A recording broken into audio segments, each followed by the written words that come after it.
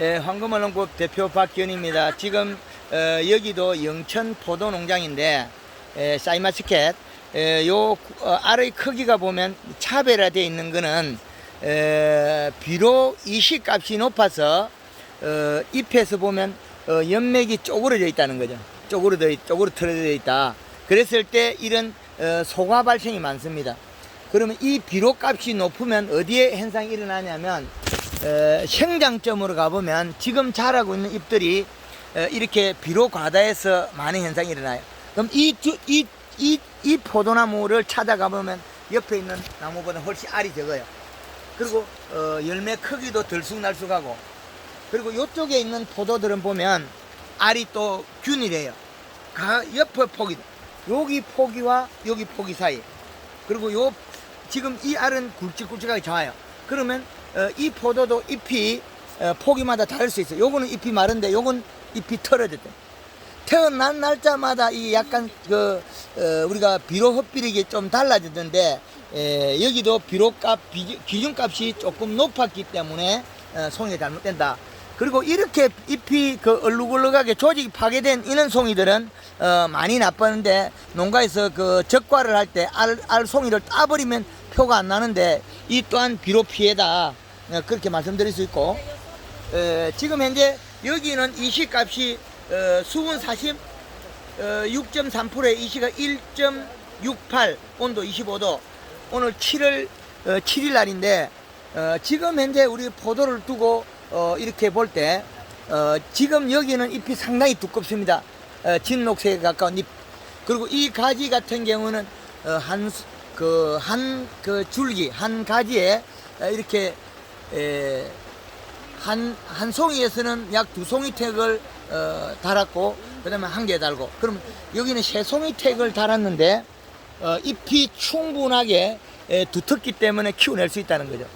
그리고 문제는 이렇게 이시를 높이다 보니까 어디에서 문제가 일어나냐면 이 끝에 생장점에 새순이 돋아나는 게 이렇게 잎이 쪼부러지고 타고 있다는 거죠. 잎이. 그런데 이 원인은 우리가 바닥에 비료 여기에서 준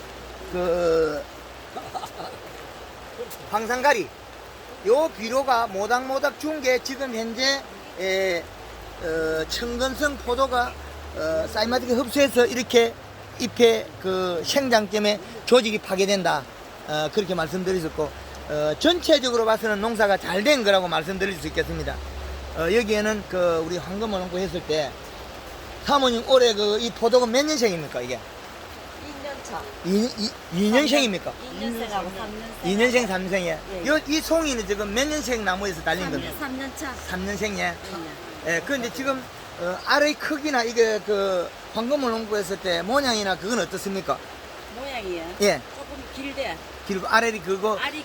알이 길죠? 예, 예. 소금해고 할 때 다른 농가보다 차이가 나죠? 맞죠. 우리 남편 때 부군께서 연면십이나 목면십이, 맹물십이 이거 어렵고 복잡한 거 많이 안 했는가요? 잠도 못 자고 오늘 치고 내일 치고 이러니까 제가 막 몸살이 12번 더 나고. 그렇죠. 그 덕분에 저를 여기까지 불러앉힌 거예요. 예, 예. 오늘 불러오고 보니까 진단이 잘 돼서 좋죠. 앞으로는 내년에 예. 이식값이 높기 때문에 비료를 안 줘도 돼요. 예. 이게 이제 우리가 잘못하면 이게 포도는 청근성이기 때문에 흡비력이 좋아요. 그래서 장애가 많이 발생하는 부분을 이렇게 발생했는데, 여기 소금할 때 좀 예. 작은 알들은 다 뽑아버렸죠.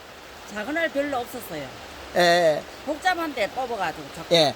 요 속에 우리 많이 차이 안 나도 요것도 작거든요. 예. 요 알하고 요 차이 나죠. 예, 조금 그게 차이. 왜 그러냐면 여기 잎 심줄이 꼬부러진 거 보시죠? 잎 심줄이 예, 여기 예. 있네. 힘줄. 여기 보면 잎이 탔죠. 예, 요거. 잎이 하얗게 탔잖아요, 요거. 예, 그죠? 이게 비료 과다에 의해서 탈 때 요것들도 같은 이 한 폭이기 때문에 장애를 받는다. 다른 집에 가니까 송이 형성이 안 되고 쪼글쪼글한 거 있죠? 예, 예. 그런 집에 가보면 잎이 이상한 형태가 돼. 지금 우리가 추비 쓴 거 바닥에 것도 장애가 일부 있다. 예. 그래서 이런 부분을 이제 조금 이제 다 현장에서 요렇게 이제 기술을 익혀버리면 최고의 명품이 나올 수 있어요. 너무나 잘해가지고 제가 할 말이 없습니다. 그리고 지금 이거는 잎이 진녹색이고 상당히 두꺼워요. 네. 그래서 지금 그 연면 시비를 안 하고 염화가리만 써도 됩니다. 아, 그래요? 예, 골드 칼라 그 보약이 아닙니다. 요걸 좀 빼가 쓰면 됩니다. 예, 써도 되고 지금 앞 내가 야들 좀 되겠네. 그렇죠. 그래서 염화가리 쓰면 그게 그 다 영양으로 바뀌어요. 예. 하여튼 지금 올해 잘해주시고 고맙고 지금 현재는 이 생장점에 잎이 이렇게 타고 있어요. 이거는 뭐냐면 지금 중간에 둔 저 가리 성분 때문에 타고 있거든요.